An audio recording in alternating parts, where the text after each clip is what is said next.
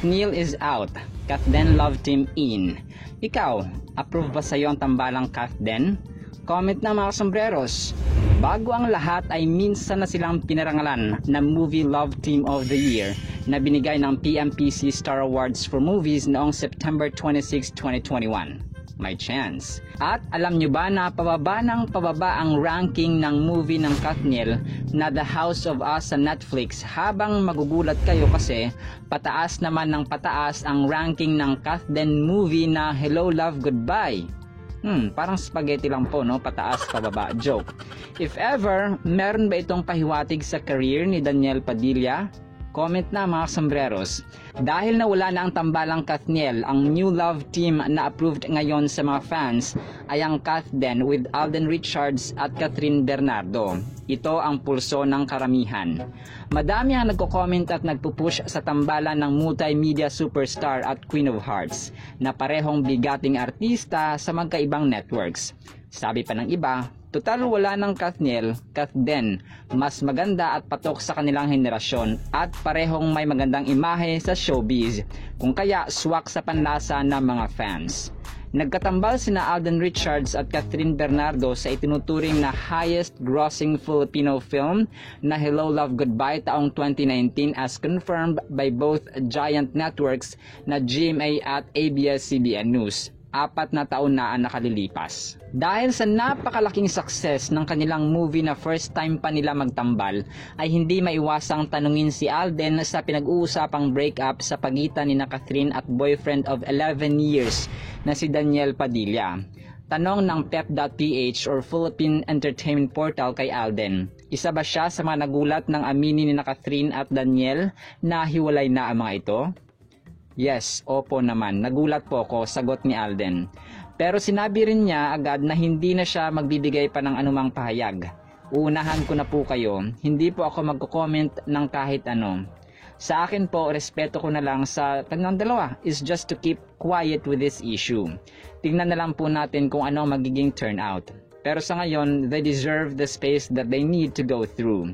Pahayag ng 31-year-old actor. Sinabi ito ni Alden nang ma-interview siya ng pep.ph sa media conference ng Family of Two, a mother and son story na ginanap noong linggo, December 3, 2003. Marespetong sabi niya, pero baka galing din po yun sa Hello Love Goodbye sa success ng film. And si Kath naman po and I are good friends. Kumbaga, we'll never know po what the future holds. Pero yun nga po, medyo mainit po ang topic. Baka may sali po ako ulit, ako po ang mabash. Ang pelikula ng Kathden ayon sa ABS-CBN News at GMA News na Hello Love Goodbye ay ang highest grossing Filipino movie of all time na may worldwide gross na 880,603,490 pesos na ni-round off ng Wikipedia into 881 million pesos lang naman mga sombreros. Binasag nito at nalagpasan ang record ng dating pinakamataas na The House of Us with Daniel Padilla taong 2018 na may gross income na 601,152,867 pesos. That was September 2018 pa, according sa ABS-CBN News. Ang Hello Love Goodbye ay gumawa din ng kasaysayan sa Saudi Arabia bilang kauna-unahang Filipino movie na mas-screened sa mga cinemas sa Jeddah.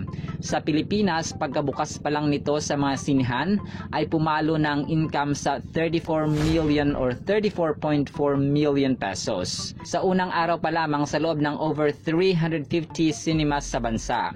3 days after its local release, ang movie income ay tumaas sa 110.8 million pesos.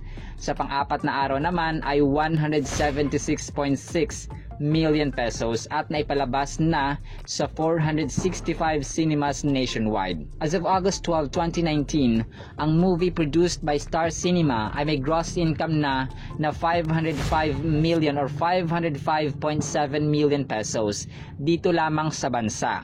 After 17 days sa mga sinihan, umakyat ito sa 603 million pesos domestically. Sa international places naman, ang pelikulang directed by Direk Cathy Garcia Molina ay kumita ng $2,132,000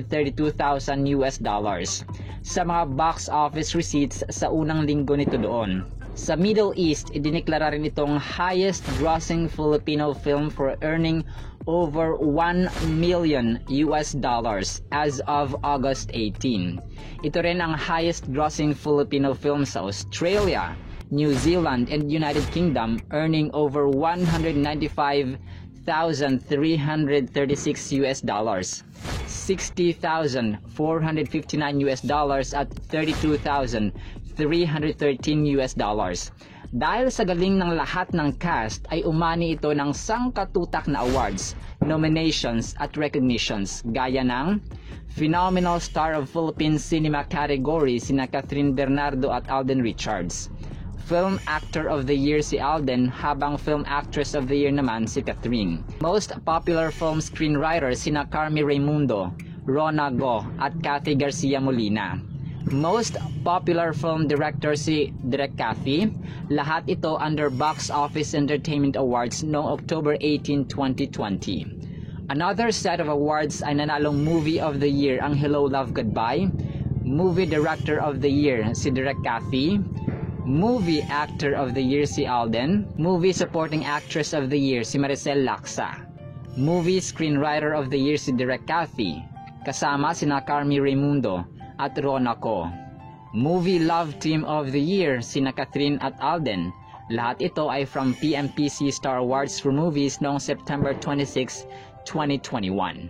Ang highest grossing film na Hello Love Goodbye ay humakot din ng nominations gaya ng Best Asian Film na ginawad ng prestigyosong Australian Academy of Cinema and Television Arts Awards or AACTA noong December 4, 2019. Best Direction Fiction si Direk Cathy Garcia Molina, Best Feature Film, Best Original Screenplay nina Carmi Raimundo, Cathy Garcia Molina at Rona Go, mula lahat sa Asian Academy Creative Awards noong December 3 to 4, 2020. Hindi pa dyan nagtatapos dahil nominated as Best Actor si Alden Richards, Best Actress si Catherine, Best Editing si Maya Ignacio, Best Scoring kay Jessie Lasatin, lahat mula sa FAMAS Awards noong December 20, 2020. Another nominations kina Catherine Bernardo as Best Actress, Best Actor si Alden Richards, Best Supporting Actress si Maricel Laksa. Lahat ito ay from Gawad Urian Awards noong November 10, 2020. Again, Movie Actress of the Year si Catherine Bernardo, Movie Ensemble Acting of the Year ang Hello Love Goodbye, Movie Cinematographer of the Year si Noel Tihanki, Movie Editor of the Year si Maria Ignacio, Movie Production Designer of the Year si Noriko Santos, at Movie Musical Scorer of the Year para kay Jessie Lasatin. Lahat ng nominations ay ginawad ng PMPC Star Awards for Movies noong September 26, 2021. Ang novel adaptation ng Hello Love Goodbye ay sinulat ng Palangka awardee na si Charmaine Lazar at published under ABS-CBN Books at nirelease noong August 26, 2019. Ang highest grossing film ay produced by Carlo Katigbak at Olivia Lamasan.